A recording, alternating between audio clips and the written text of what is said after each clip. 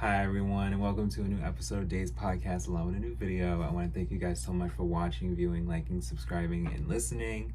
I truly appreciate it. We will definitely be talking about more exclusively, whether it's on Patreon or Spotify, and I will be sure to give you guys as much content as possible that is public.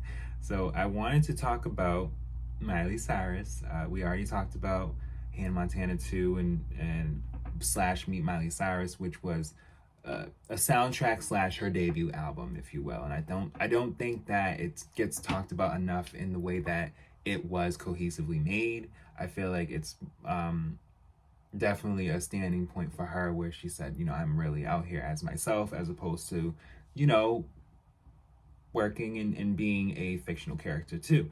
But we are going to talk about Breakout, which is, you know what? Let's just get into it.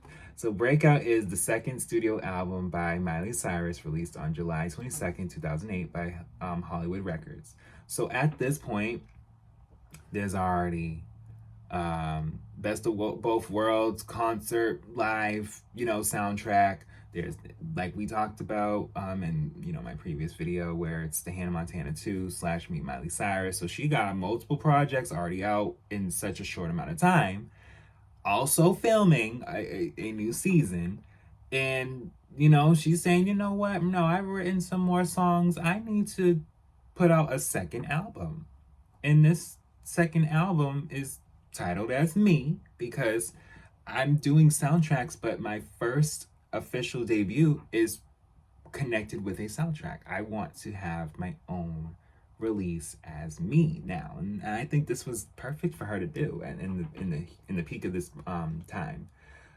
Despite being her second album, it is her first record not affiliated with the television series Hannah Montana, as Meet Miley Cyrus was released as part of a joint album with her character.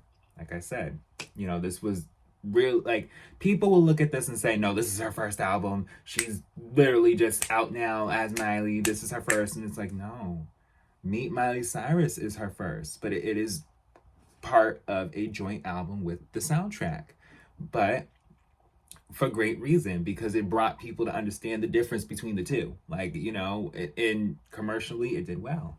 So, but yes, where am I at here? The majority of the record was composed as she traveled during her headlining Best of Both Worlds tour 2007-2008. Overall, Breakout is dominant on pop, rock, but explores a variety of other musical genres. Lyrical themes addressed in the album relate to breakups and coming of age. Most of the album was produced by Rock Mafia, Matthew Willer, and Scott Cutler. Also produced, Cyrus co-wrote 8 out of the 13 songs. So, like I said, this was just literally her just wanting to just be herself and explore that more, not having to worry about anything outside of that. Just here's me is what she was pretty much doing here. Breakup was met with generally favorable reception from music critics, though some believe that the tracks were not a significant departure from the Hannah Montana franchise. The album encountered commercial success and introduced Cyrus in new countries. The album peaked at #1 on the Billboard 200 for 1 week, selling 370,000 copies. Also becoming the third solo artist to chart on the Billboard 200 under age 18 twice, and 7th overall. Okay, so she already got 3 #1s in 2 years. Okay, like, this was a big deal, and again, in my previous video where I was briefly saying, as much as people love Taylor now, there were other girls or other people that even when she collaborated with Taylor, that was going off. And I just want to be able to acknowledge the fact that, everybody was eating in this moment. Everybody was eating. It is Cyrus's third album to do so. And Was eventually certified platinum by the Recording Academy. Um, Elsewhere, Breakout topped the Canadian albums chart for 2 consecutive weeks and the Australian albums chart for 1 week. The album also charted within the top 10 in Hungary, Italy, Japan, New Zealand, Spain, and the United Kingdom. 3 singles were released from Breakout: Seven Things and the Seventh. No. And it was released in Gemini season, so she knew what she. Oh, I love her. Yes. Was released on June 17th, 2008, as the lead single from the album. It was commercially successful, reaching the top 10 on the charts in various countries. The second single, Fly on the Wall, was released November 4th, 2008, and as the final single. Yes. So, like I said, she was trying to. She also decided to title the album after the song Breakout because it was one of her favorite songs. She believed it was her breakout record where she was going to show everyone what Miley Cyrus is all about. Cyrus further explained the album was also appropriately titled because it portrayed her stepping away from Hannah Montana, but just a little bit different.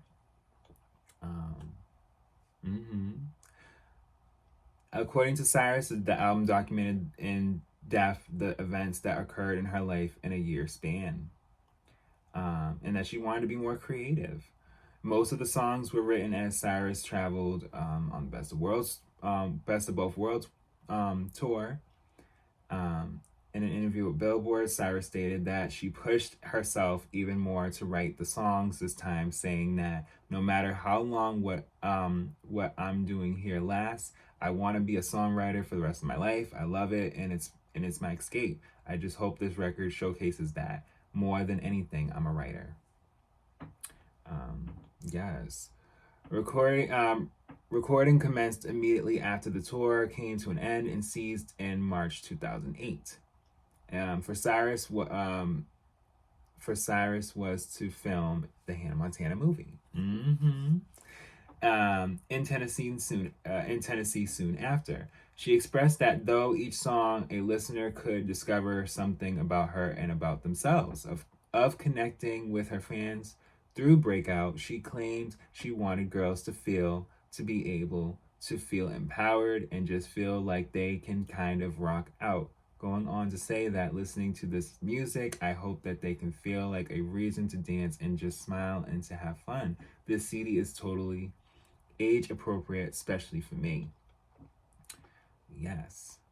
So, she wanted to make sure with this album that people, would look at the fact that she can do dance pop, power ballads, punk rock, just really get into different things, and not have to worry about too much on whether what she wants to do or how she does it is the exact way. She wanted to make sure people would be able to listen and be like, nah, like, I'm here. Like, love it. I love it. Be happy for me, more or less, is what she was wanting in this moment. Well, over a year after the Breakout's release, Cyrus embarked on a second concert tour, the Wonder World Tour, to promote the album and the Time of Our Lives extended play EP. So, that EP, The Climb. Oh, see, we can't talk about that yet. This is 2008. But like I said, she went on tour to promote not just this album, but also the sense of The Time of Our Lives, which was in the midst of, a time where she was letting people know, like, I'm still out here. I'm still doing me. The tour was Cyrus's first tour to not have her costumed as Hannah Montana and was announced in June 2009, with dates revealed for American venues. Dates for venues in the United Kingdom were later announced. In order to avoid the extensive scalping that occurred during the Best of Both Worlds tour, all tickets were sold exclusively through paperless ticket delivery, which would require audiences to bring identification to gain entry into the concert. Oh yeah, no, that should have always been a thing. Like, if you're buying a ticket, whether it's Ticketmaster, however you're buying it, you need to show the fact that you're real and that you're there. Because if you ain't there and you pay for that ticket, your money gone. And can't nobody be upset because you went on the site, you said you wanted to pay for it, you paid for it, why are you not there? So, and showing identification. And then, mind you, showing identification for a Miley Cyrus or any type of concert shows the fact that, you ain't just buying tickets and just waltzing in there. Like, you really want to see her.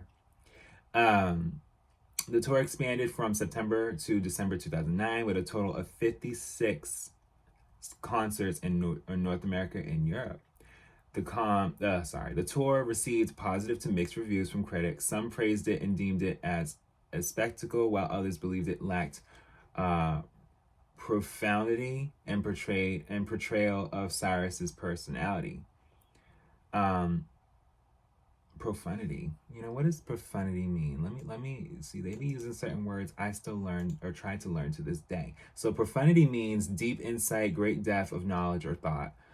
So they pretty much felt like with this tour, it was like, all right, we hear that you're, vocally, great, and you're making these new songs, but are we really learning you? Like, some people really felt like they weren't learning her, and it's like,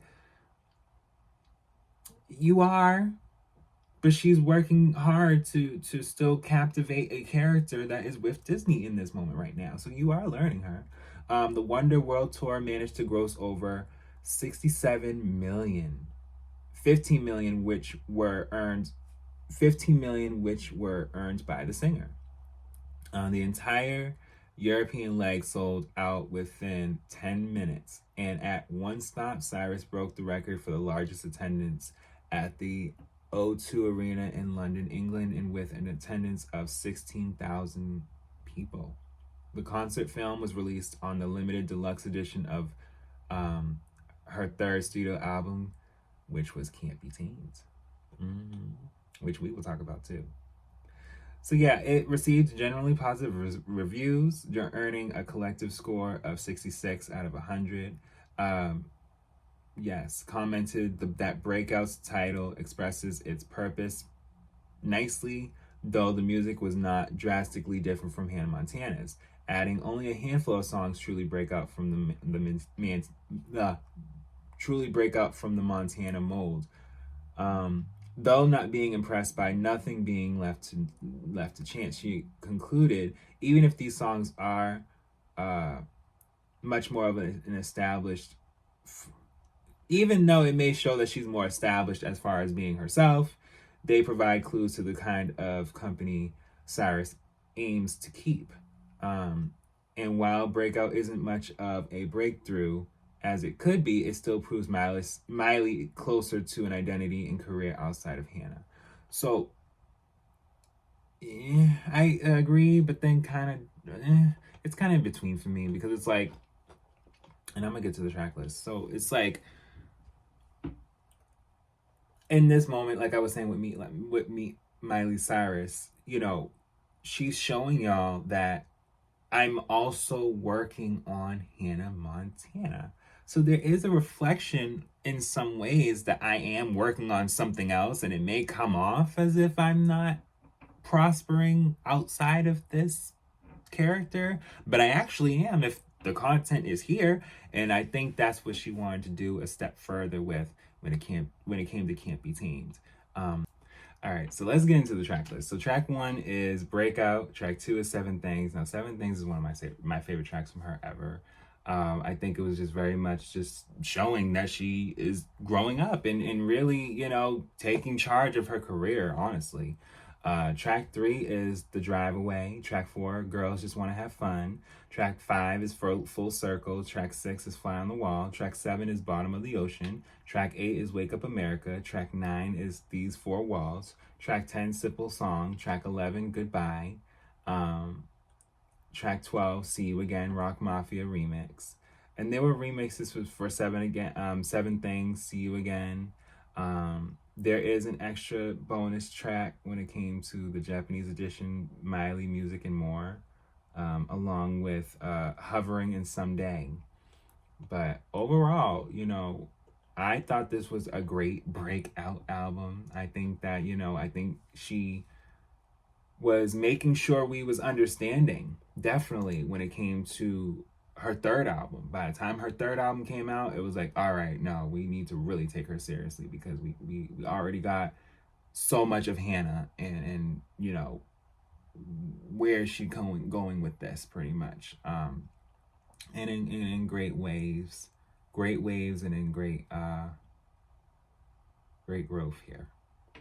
But I do want to say that's the end of our video. I truly appreciate you guys watching, and we will be talking about more, and I will be back with more.